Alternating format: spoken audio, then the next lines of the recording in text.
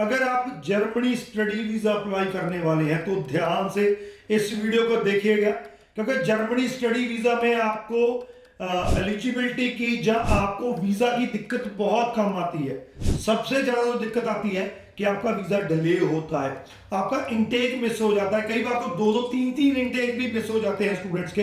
तो इससे कैसे बचा जा सकता है, कैसे आप अपनी एप्लीकेशन को स्मूथली इन टाइम प्रोसेस कर सकते हैं, कैसे आप उस डिले से बच सकते हैं, इनटेक मिस होने से बच सकते हैं, कैसे आप टाइम पे वीजा लेके टाइम पे इनटेक उसी इनटेक में अपनी यूनिवर्सिटी को अटेंड कर सकते हैं।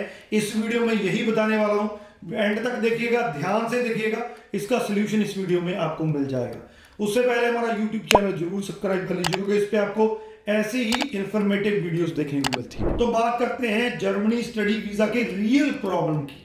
यहाँ पे रियल प्रॉब्लम वीजा नहीं है, जहां पे रियल प्रॉब्लम एलिजिबिलिटी भी नहीं है, यहाँ पे रियल प्रॉब्लम एडमिशन भी नहीं है। यहाँ पे रियल प्रॉब्लम है कि आपका वीजा डिले हो जाता है, आप अपना इनटेक टाइम से जो है वो अटेंड नहीं कर पाते हैं। तो इसके 3 टिप आपको देने जा रहा हूं, ध्यान से सुन लीजिएगा, दूसरों के साथ भी शेयर कर दीजिएगा, लिख के रख लीजिए।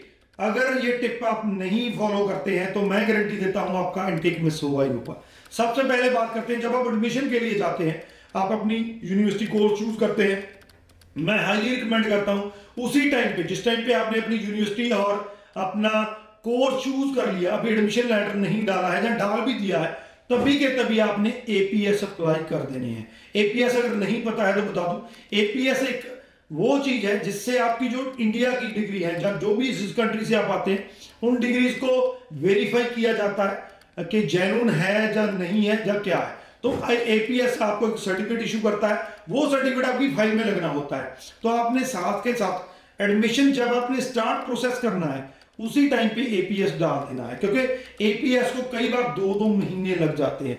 आपका मान लीजिए ऑफर लेटर 15 दिन में आ गया, आप फीस करने के लिए वेट कर रहे हैं, एपीएस नहीं आया, इन टाइम पे नहीं आया, कई बार 2 या 3 महीने भी लग गए, जब रश ज्यादा होता है टाइम ज्यादा लग जाता है, बहुत टाइम आपकी जो फाइल है वो एपीएस के कारण डिले हो जाती है। कई यूनिवर्सिटीज आपके एडमिशन प्रोसेस के लिए भी एपीएस मांग लेती हैं, तो उस टाइम पे भी आपको इस एपीएस जो देना पड़ता है, अगर उनकी रिक्वायरमेंट आती है। तो एडमिशन पे टाइम पे आपने एपीएस साथ के साथ डाल देना है, वेट नहीं करना है कि पहले मेरी एडमिशन ऑफर लेटर आएगा उसके बाद मैं एपीएस डालूंगा।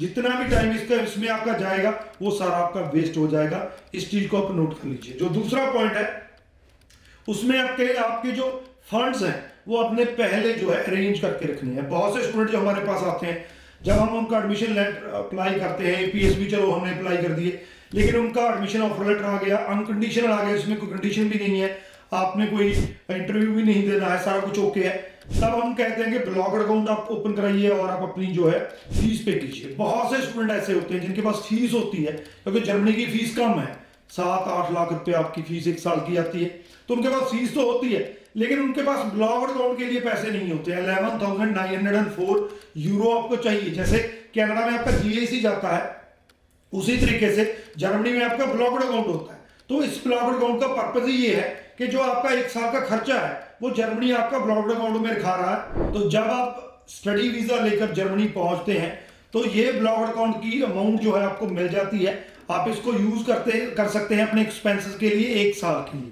तो ये एक तरीके से जीआईसी ही है जो ब्लॉक अकाउंट की अमाउंट मैं आपको बता रहा हूं। लेकिन ये एक ऐसा फैक्टर है जिसकी वजह से कई बार आपकी फाइल डिले हो जाती है। बहुत से स्टूडेंट जो है वो फीस का अरेंजमेंट तो कर लेते हैं, लेकिन ब्लॉक अकाउंट का जो है अरेंजमेंट नहीं होता है, जिसकी वजह से फाइल डिले हो जाती है। उसके बाद अपॉइंटमेंट, जो कि मेरा 3rd पॉइंट है, अपॉइंटमेंट और भी डिले करवा देती है और आपका इनटेक मिस हो जाता है। तो इसको सीरियसली लेना है। अपनी फीस और ब्लॉक अकाउंट की अमाउंट जो है वो पहले से ही आपने रेडी रखनी है। जो 3rd पॉइंट है, जो सबसे ज्यादा बड़ा रीजन है जिसकी वजह से फाइलें डिले होती हैं, इनटेक मिस होते हैं, तो ये जो फैक्टर है, इसमें आपका जब आपका फाइल आप पोर्टल पे लगा देते हैं, उसके बाद आपको अपॉइंटमेंट मिलता है एम्बेसी का, जो वहां पे जाके आपने बीएफएस में जाके अपनी फाइल जो है वो सबमिट करनी होती है। तो इसमें कई बार क्या होता है, इसमें रश की वजह से कई बार 3-3, 4-4 मंथ आपको नहीं मिलता है। कई बार तो इतना रश, जो लास्ट ईयर हमने देखा 2025 में 8 to 9 मंथ, ये अब नहीं होने वाला है, दिल्ली का मत 8 to 9 मंथ भी निकल गए, लेकिन अब जो है जो प्रोसेस वो स्मूथ हो गया है। पोर्टल इन्होंने लॉन्च किया, पोर्टल लॉन्च होने के बाद कहीं ना कहीं अब चीजें जो है वो प्रॉपर हो गई है।